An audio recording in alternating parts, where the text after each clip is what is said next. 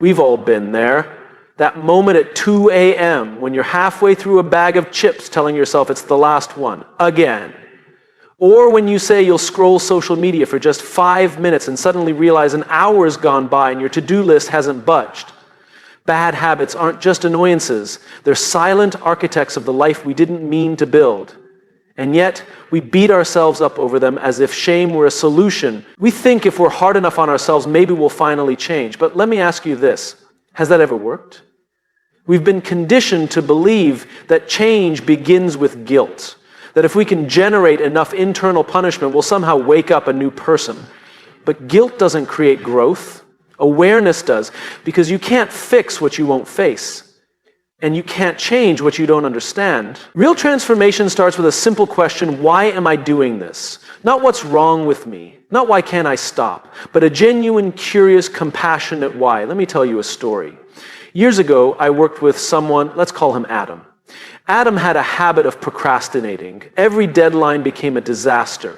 He'd wait until the last possible moment to start anything. His reputation at work took a hit. He knew it was affecting his performance.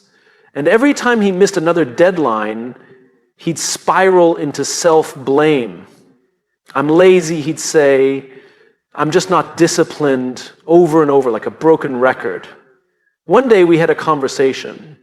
I asked him to walk me through the moment he decided to put something off. Not the whole day, not the whole task, just the moment. And that's when it clicked. Every time Adam sat down to start something important, a little voice in his head said, "What if it's not good enough?" That voice wasn't laziness, it was fear. Fear of failure, fear of judgment, fear of not measuring up. He wasn't avoiding the work, he was avoiding the feeling.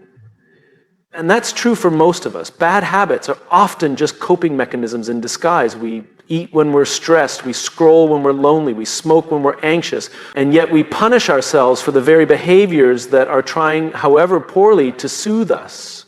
So what if instead of judgment we led with curiosity? What if we asked ourselves, what need am I trying to meet with this behavior? Because every habit, good or bad, exists for a reason. It serves a purpose, even if it's not a healthy one. When we get honest with ourselves, we see that bad habits are rarely the problem. They're the symptom. They're signals, flashing lights that something deeper needs attention. But we miss that signal when we're too busy yelling at ourselves to change. That's the danger of shame. It blinds us to the root cause. It convinces us the problem is us, when really the problem is often just a misaligned solution. Think about that. Maybe you're not broken.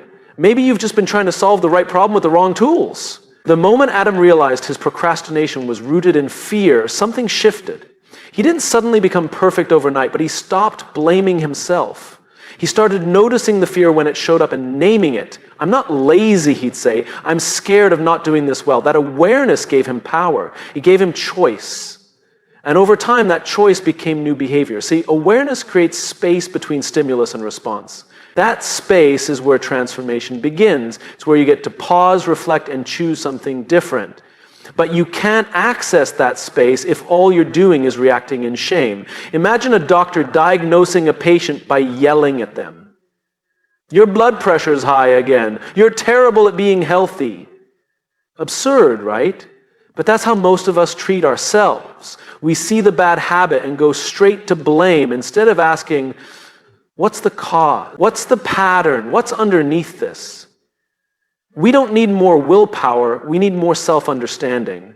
Because once you understand why a habit exists, you can start to dismantle it, not with force, but with wisdom. Here's the powerful truth.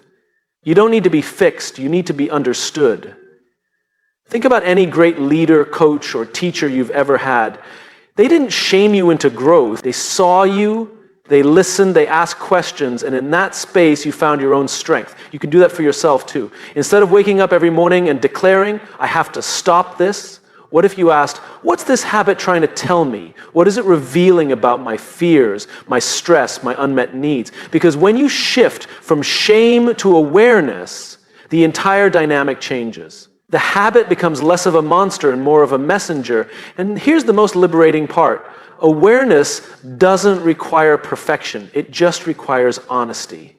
You don't have to get it right every time. You just have to notice. And each time you notice, you get a little closer to change. That's how progress is made, not in giant leaps, but in small awakenings, in those tiny moments when you pause, reflect, and choose a little differently than you did yesterday. So the next time you catch yourself slipping into a bad habit, don't scold yourself. Get curious, ask why, trace the thread back to its source. You may find something there you didn't expect, and in that discovery you'll find the first key to real lasting change. Because breaking bad habits isn't about fighting who you are, it's about understanding who you are and building from there. When we think about breaking bad habits, most people go straight to willpower. Just try harder, just be more disciplined, just stop doing it. That's the mantra we hear over and over. But if you've ever tried to force yourself out of a bad habit, you know how unsustainable that path is.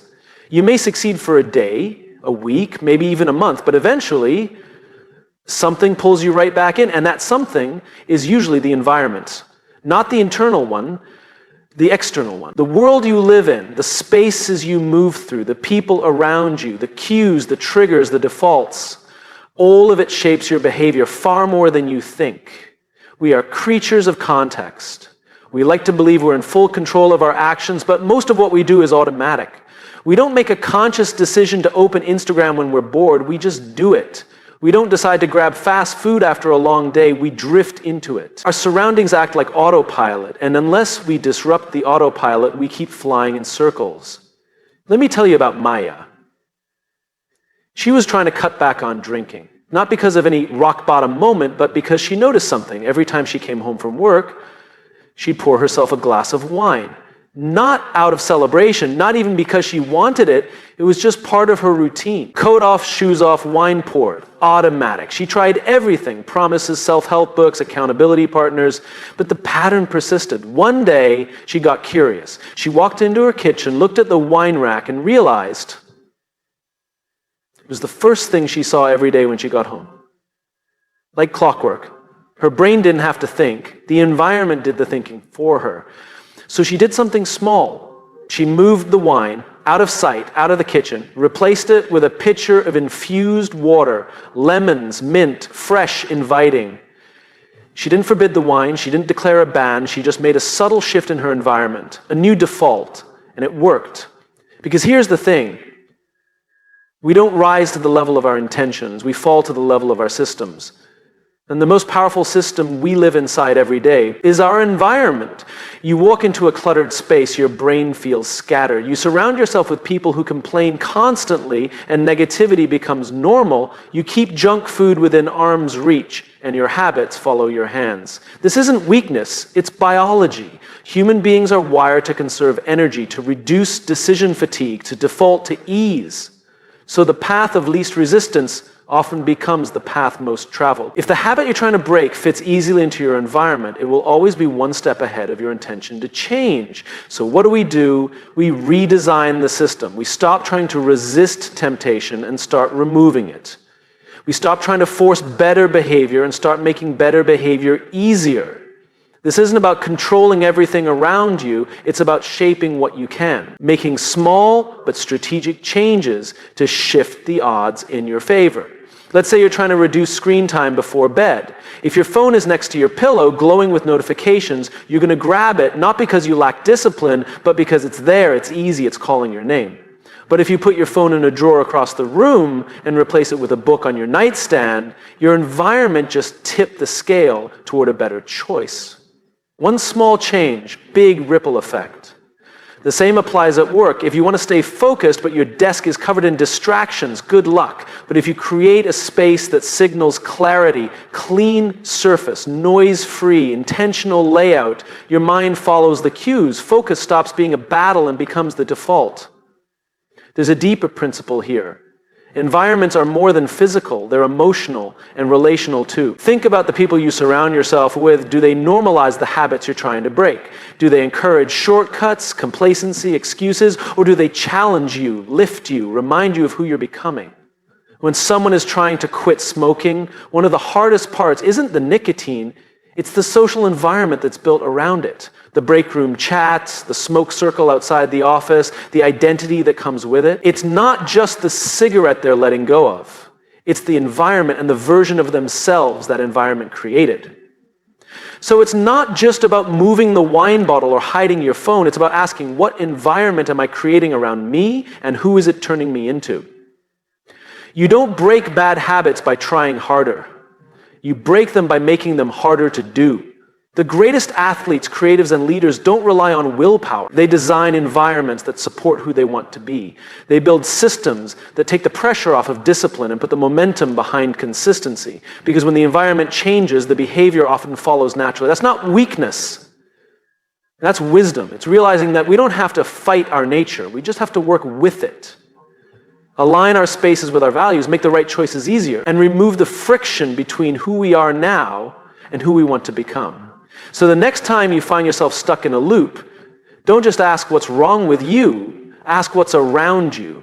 Look at the triggers, the cues, the patterns built into your daily landscape, and then change something small. Not everything, just something.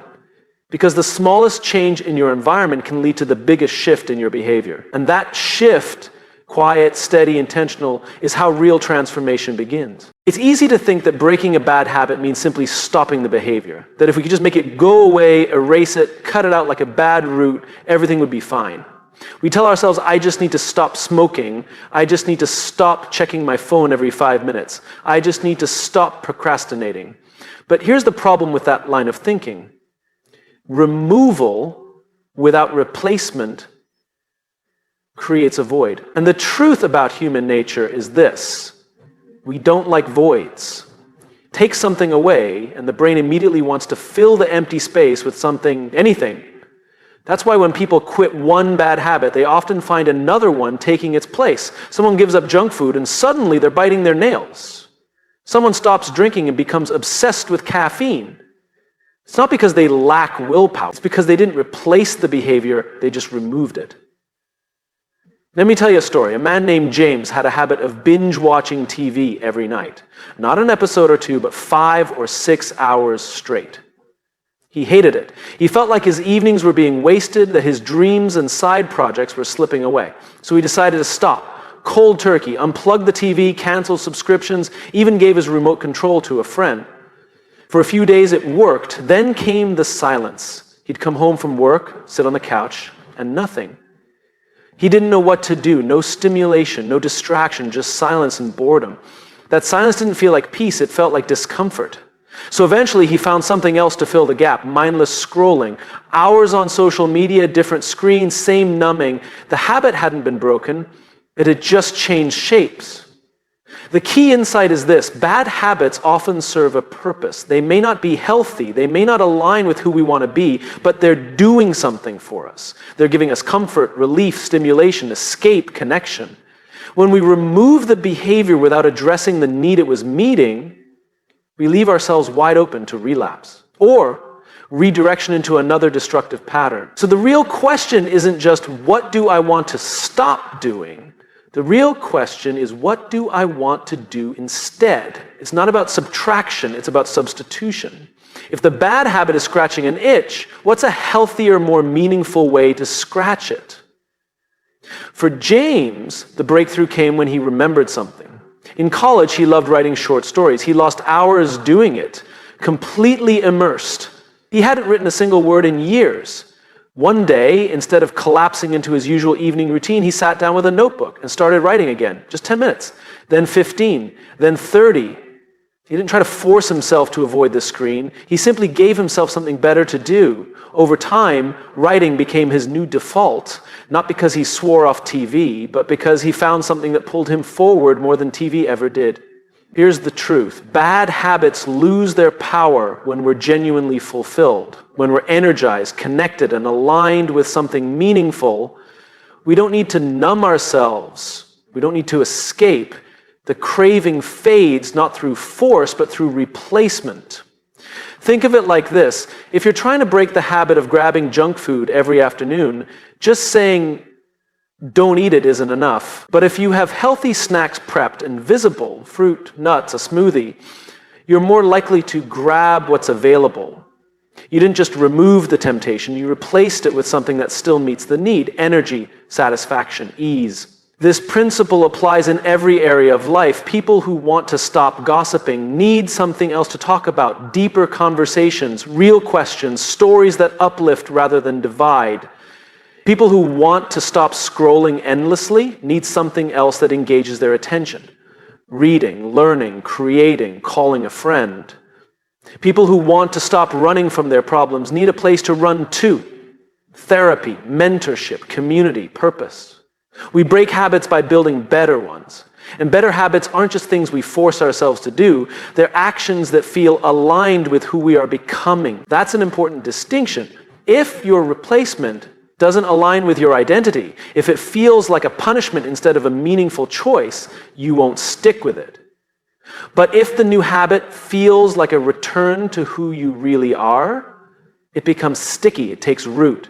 And slowly it becomes part of your identity. You go from I'm trying not to smoke to I'm someone who values breathing, clarity, and control. From I'm trying to stop wasting time to I'm someone who creates, learns, and moves forward every day. That identity shift is powerful because once you believe something about yourself, your behavior starts to match. This is why people who truly break free from bad habits don't do it through punishment, they do it through purpose. They don't just reject the old, they embrace the new. So if you're trying to break a habit right now, ask yourself, what's this habit giving me? And more importantly, what's a healthier, more aligned way to meet that same need? Don't just leave a blank space, fill it, replace it, build something better in its place. Because a life built only on removal becomes a life of restriction, but a life built on meaningful replacement becomes a life of direction. And that's what we're really after. Not just the absence of bad habits, but the presence of something better. Something that reflects your values, your vision, and the kind of life you're here to live. You don't break a bad habit by focusing on what you're walking away from. You break it by focusing on what you're walking toward. When most people try to break a bad habit, they go to war with themselves. They try to out-discipline it, outlast it, outthink it. They say things like, I just need to be stronger, or tomorrow I'll have more willpower. But that plan rarely works, not because we're weak, but because we're human. Willpower, no matter how strong it is in the moment, is a limited resource. It gets depleted, it gets tired, and it rarely survives long-term pressure. But what if the problem isn't you? What if the problem is the strategy? We tend to believe that success in breaking habits comes from fighting harder. But the people who succeed don't fight harder. They don't rely on motivation. They reduce friction. They don't set up elaborate self-discipline rituals. They make the better choice, the easy choice. Think about that. What if breaking a bad habit wasn't about adding resistance, but removing it? A few years ago, I met someone named Rachel. She had a goal to stop starting her day by scrolling on her phone. Every morning, she'd open her eyes, grab her phone off the nightstand, and immediately fall into a rabbit hole of emails, news, and social media. She hated how it made her feel, rushed, reactive, anxious before she even got out of bed. So she told herself, I'll stop tomorrow. And then she didn't. Again and again. Until one day, she tried something different. She didn't try harder. She didn't give herself a lecture. She just bought an alarm clock, a $10 alarm clock. She plugged it in, put it on her nightstand, and moved her phone across the room, out of reach, out of temptation. No deep psychology, no self-discipline strategy, just a tiny change in the setup. That one decision made it too hard to fail. Not impossible, just inconvenient enough that she didn't reach for her phone the moment she opened her eyes. And that space, the few moments of stillness, became a habit of its own. Over time, it changed the tone of her entire morning. It sounds small. It is small. But that's the point. We don't need more dramatic change. We need more strategic change. Because here's a truth that most people overlook. Bad habits often live in moments of ease. They thrive where things are convenient, accessible, and mindless. So the antidote isn't heroic effort, it's subtle redesign. Look around your life. What habits are you trying to break? Now ask yourself, how easy have I made them to continue? Because if something is one step away, if it's sitting in plain sight, if it takes zero effort to slip into, then of course you'll fall back into it. Not because you're weak, because your environment is strong. The solution? Make the wrong choice harder, make the right choice easier. Stack the deck in your favor. Trying to stop eating junk food? Don't keep it in the house. Want to read more and scroll less? Put a book on your pillow and charge your phone in another room. Want to stop ordering takeout every night? Prep a few simple meals at the start of the week and make sure they're the first thing you see when you open the fridge. These aren't major life overhauls. They're friction shifts. And friction is one of the most underestimated forces in habit change. It works in both directions. Add friction to a bad habit and it becomes less appealing. Remove friction from a good habit and it becomes more automatic. It's like water. It flows where there's the least resistance. Your job isn't to fight the current. It's to carve a better channel. This is why habits aren't about how strong you are in the moment. They're about how well you set up your moments in advance. A friend of mine was trying to exercise more. He had all the motivation in the world at night. He'd go to bed thinking, tomorrow morning, I'm hitting the gym. But morning would come, and suddenly the bed was warm, the gym was far, and the couch seemed much more inviting. So he made a small shift. He started sleeping in his gym clothes. Shoes by the door, water bottle filled, playlist queued up, everything ready to go. He made it so easy to win, so convenient to follow through, that the resistance started to disappear. The behavior became a rhythm. He didn't become more motivated, he became more prepared. And that's the insight most people miss. The enemy of change isn't laziness, it's complexity. The more steps it takes to do the right thing, the less likely we are to do it. The more friction we attach to the good, the more the bad sneaks in. So if you want to break a habit, stop thinking in terms of effort and start thinking in terms of design. Design your decisions, design your space, design your defaults. Because when you design well, success becomes the path of least resistance. You don't have to grit your teeth every day. You don't have to white-knuckle your way through every temptation. You just have to make it a little bit harder to go backward and a little bit easier to move forward. That's what lasting change looks like. It's not about being stronger every single day. It's about being strategic once and letting that decision work for you on repeat. So here's the invitation. Take a look at one habit you want to change. Don't try to fix it today. Instead, ask yourself, what's one small change I can make that would make this habit harder to continue? Just one. Not a whole lifestyle transformation, just enough friction to make you pause. That pause is your power, because in that pause between the urge and the action, you regain choice. And in that choice, you find momentum. Momentum built not on willpower, but on wisdom. You don't need to fight your habits. You need to outsmart them. Make the right thing easy, make the wrong thing difficult, and watch what happens. There's a question we often forget to ask when trying to break bad habits. We get so caught up in what we're doing or how to stop doing it that we rarely stop to ask, who am I becoming because of this? The truth is, habits are more than actions. They're expressions of identity. Every time we repeat a behavior, we cast a vote for the kind of person we believe we are. And every vote counts. Most people focus on the outcomes. I want to quit smoking. I want to lose weight. I want to stop wasting time. These are all outcome-based goals. And while there's nothing wrong with setting targets, outcomes are results. They're what comes at the end of a process, not the beginning. If you build a system that only focuses on achieving a result, you might hit the goal, but if your identity hasn't changed, the old behaviors are likely to come back. Let me give you an example. There was a guy named Leo. He'd been trying to quit smoking for over 10 years. He tried everything, patches, gum, apps, accountability partners. Each attempt worked for a while, but sooner or later, stress would spike, life would hit hard, and the cigarettes would creep back in. He started seeing himself as someone who just couldn't quit, someone weak, someone flawed. He believed the habit had more power than he did, but one day something shifted. It wasn't a new product or a new plan, it was a conversation. He was talking to a friend who asked him a different question, not what are you doing to quit, but who do you want to be? It stopped him cold. He'd never really thought about it that way. He'd only ever thought about what he wanted to stop doing, not who he wanted to become. And in that moment, the answer became clear. I want to be someone who respects his body, someone who doesn't need to numb stress to get through the day, someone strong, healthy, present. That identity became his new North Star, not a finish line, but a foundation. Every time he faced the urge to light up, he didn't ask, do I want a cigarette? He asked, what would the kind of person I want to be do right now? It wasn't easy. but it was clearer, and clarity gives us strength. Here's why this works. When your actions are rooted in identity, they have staying power.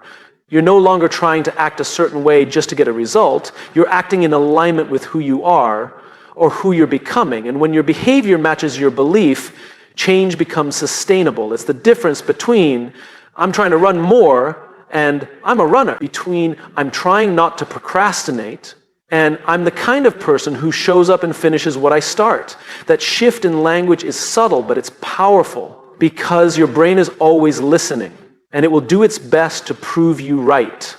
Now, this doesn't mean you fake it. It means you practice it. Identity isn't about pretending to be someone you're not. It's about gradually becoming someone you want to be, one decision at a time. Each time you show up with integrity, consistency, or courage, you're reinforcing a new identity. The actions might be small, but the story you're telling yourself is transforming. That's why breaking a bad habit isn't just about behavior change. It's about belief change. And belief change happens when your actions and your values are aligned over time. Of course, this works both ways. Bad habits are also rooted in identity. If you believe you're a stress eater, you'll keep eating when stressed because that's what someone like you does. If you believe you're just lazy, you'll keep putting things off because what's the point of trying to be anything else? But those identities aren't truths. They're stories you've told yourself or inherited from others, stories shaped by repetition, not reality. And the good news about stories is that they can be rewritten. So here's the invitation.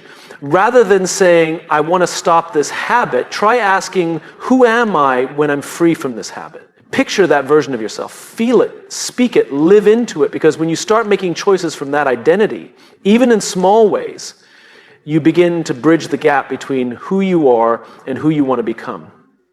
Let me give you one more story.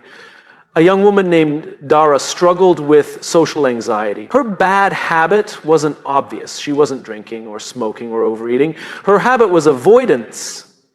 She would dodge invitations, back out of conversations, find ways to stay invisible. And every time she did, she reinforced a belief. I'm just not a people person. But deep down, she wanted to connect. She wanted friends. She wanted to speak with confidence. She just didn't see herself as that kind of person. One day, after a particularly isolating weekend, she made a different kind of promise. Not, I'll try to be more social, but I'm someone who gives people a chance. It wasn't about being extroverted or fearless. It was about aligning with a value: curiosity, connection, kindness. So she started small. One genuine compliment to a coworker, one text to an old friend, one event where she stayed 10 minutes longer than she wanted to. Over time, the evidence added up, and so did the belief. She wasn't faking it, she was building it. And here's the thing, no one sees the inner shift when it starts. They see the outcomes later, the confidence, the connection, the clarity. But all of that starts with identity, because identity drives behavior, and behavior drives results.